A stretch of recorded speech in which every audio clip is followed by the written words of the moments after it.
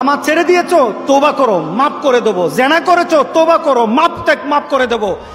আকাশ সমান গুনাহ করেছো, তওবা করো, মাফ করে দেবো। আল্লাহু আকবার। শুধু তাই নয়, আল্লাহ বলেন, বান্দা যখনই তওবা করবি তোরে আমি পছন্দ করি।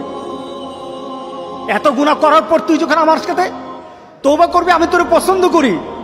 শুধু তাই নয়, আল্লাহ সুবহানাহু ওয়া তাআলা বলেন, যারা মুতাতাহহিরিন, যারা পবিত্রতা অর্জন করে, আল্লাহ তাদেরকে পছন্দ করেন।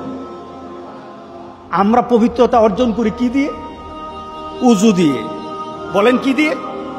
উযু দিয়ে।